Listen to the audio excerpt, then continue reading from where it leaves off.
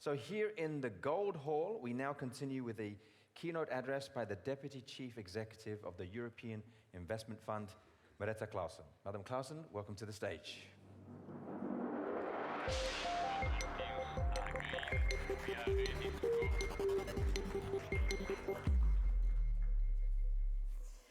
Thank you and good morning. I'm very honored to be here to open this session about the space sector as an enabler of the European defense and security framework. And for the space sector to be able to fulfill that role, of course, massive amounts of investment and finance is needed.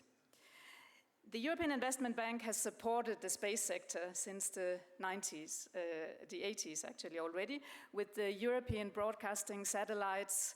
We all remember, those of us that are old enough, how we were aiming our satellite dishes at satellites like Astra from SES in Luxembourg, Hotbird from Eutelsat in bringing us the satellite TV, and those companies were supported by loans from the European Investment Bank.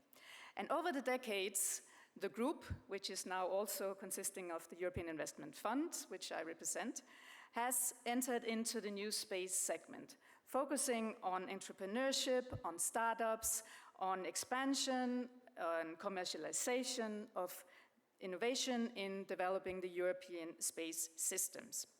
We do that via products like the EIB's venture debt. This is a financing type that is very suitable for companies that are no longer in the very early stages but need to grow.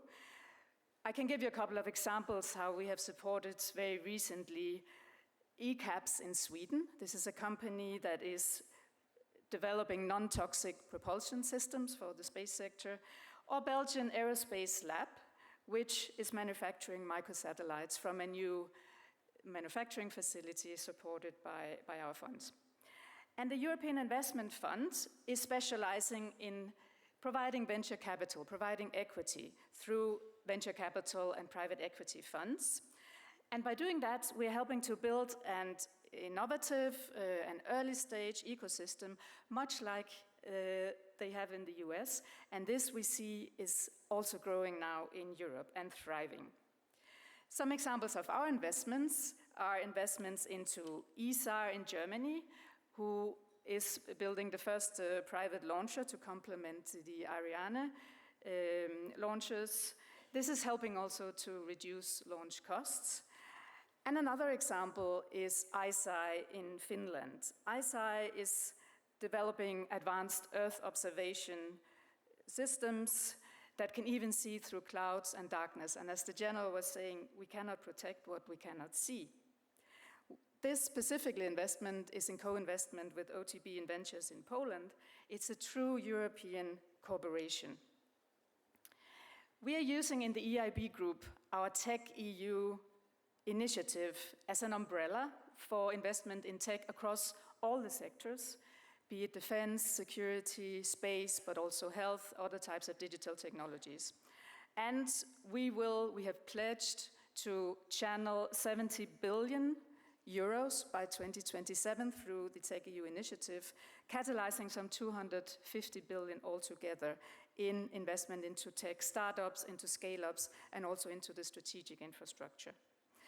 In the space sector specifically, we are working with important players, with key players like the NATO Innovation Fund, the European Space Agency, and also the European Commission's DG DEFIS.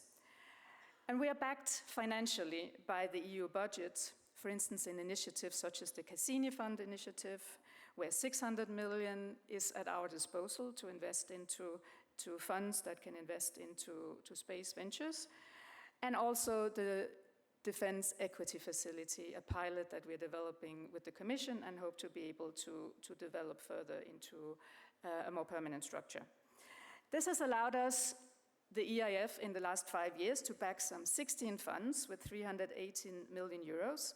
It helps us emerge as a key institutional investor that is instrumental in building the European space ecosystem along the whole space value chain. Research and innovation, manufacturing, of satellites, launch pads, but also development of Earth observation systems like I was referring to earlier, but also in areas such as space exploration and in-orbit services. We're at a time where the global space economy is at an all-time high, fueled by increased government spending, and at the same time also the space sector is undergoing very rapid transformation. And this is very much also fueled by the increased private investment. And we, as the EIF and as the EIB group, we have a catalytic role as a responsibility as a public sector investor to leverage the private funding towards tech sovereignty of Europe in the space sector. Our financing option helps Europe and European firms to achieve leadership in the space sector and ultimately European competitiveness, market growth, and strategic autonomy. And this is also why we now are increasingly entering into technologies with both civilian and military use. We finance the enhancing of security and the technological resilience of Europe. And we have in the recent years changed policies in this area and can now finance defense and security and also pure military use. We have heeded in this way the shifting EU priorities, and we have defined targets that will lead us in the next years to specifically target defense and security spending and also in the space sectors. And this is all in order to create a safer environment for our European citizens. And this is our leading star, this is our objective goal. I thank you very much for your attention.